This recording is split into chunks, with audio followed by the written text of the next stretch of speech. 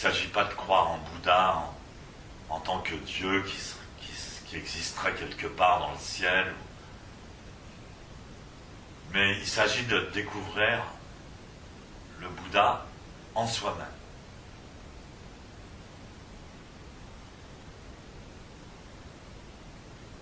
Donc le fait de s'immobiliser et d'arrêter toute action volontaire nous confronte à nous-mêmes.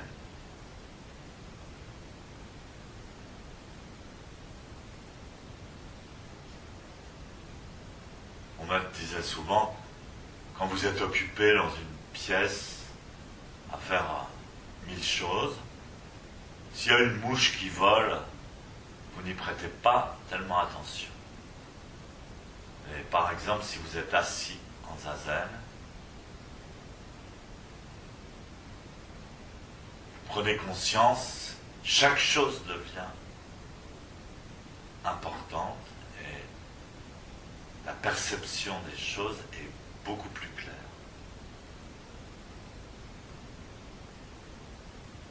Donc on perçoit de manière très intense d'abord son propre corps.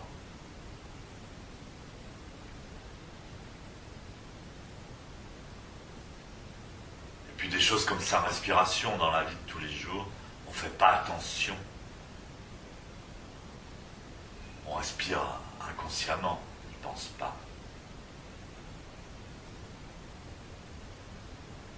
Dans l'immobilité, vous allez... votre respiration va vous sembler évidente.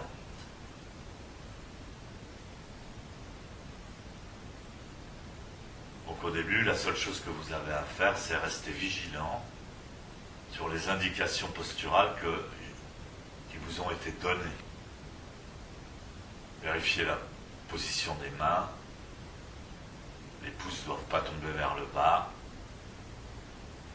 Vérifiez que vous n'avez pas les épaules trop tendues. Vous avez la tête qui ne tombe pas en avant, la nuque étirée. Et puis il n'y a pas seulement la respiration ou le corps qui nous appelle, qui attire notre attention, qui s'impose à notre attention. Mais il y a aussi notre conscience, nos pensées. Donc ce qui est important dans cette posture, en dehors de l'équilibre et la symétrie,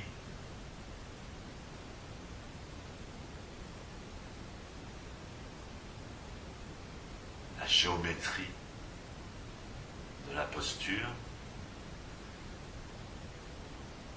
c'est le fonctionnement des 5 sens. Les yeux, le regard, il n'est pas fermé. Il est ouvert, mais on ne l'utilise pas. L'audition, les oreilles ne sont pas bouchées.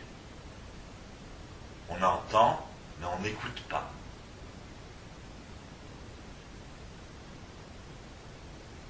On peut avoir les goûts dans la bouche, mais on ne goûte pas, on ne mange pas. L'odeur, on peut sentir une odeur, mais on n'est pas en train de sentir.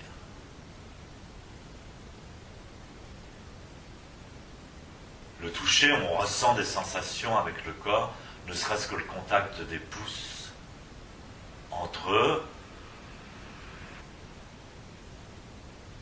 Mais on n'y prête pas attention. Donc les 5 sens ne sont pas censurés, mais ils ne sont pas en action.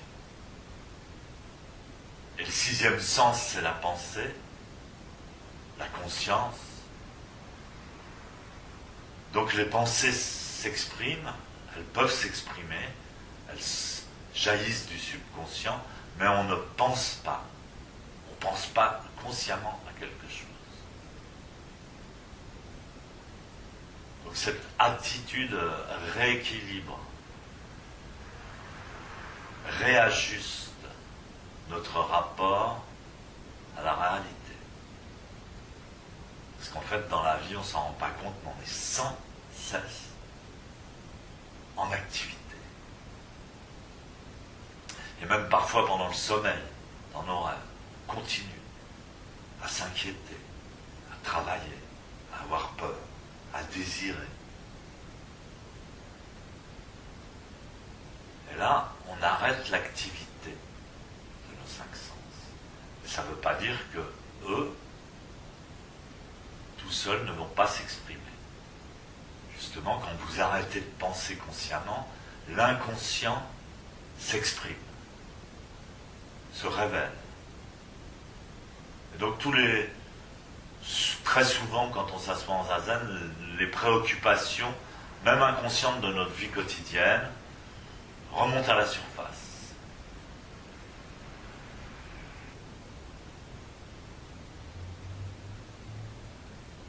Il ne faut pas les bloquer, il ne faut pas lutter. Il ne faut pas se dire « Oh non, c'est une mauvaise pensée ». Non, peu importe que ça soit bon ou mauvais, grand, petit, clair ou obscur, noble ou vulgaire, peu importe, laissez passer, laissez passer, laissez passer. Laissez s'exprimer. Mais ne suivez pas. Ça, c'est une attitude fondamentalement zen. S'harmoniser, laisser s'exprimer, mais ne pas suivre. Ne pas chasser. Ne pas retenir.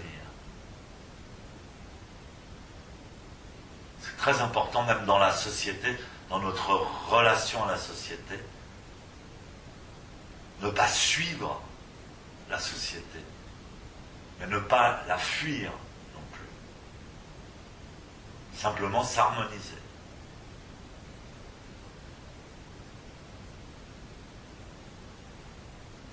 Toute la sagesse bouddhiste, on retrouve dans des livres, dans des sutras, dans des traités, dans des conférences, toute la sagesse bouddhiste est issue de l'expérience du zazen.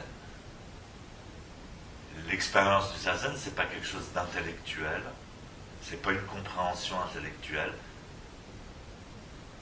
c'est une expérience.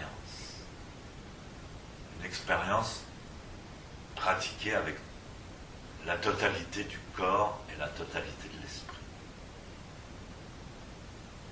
On peut le comprendre que par soi-même. Même si on vous l'explique, si vous ne pratiquez pas, vous ne pourrez pas le comprendre.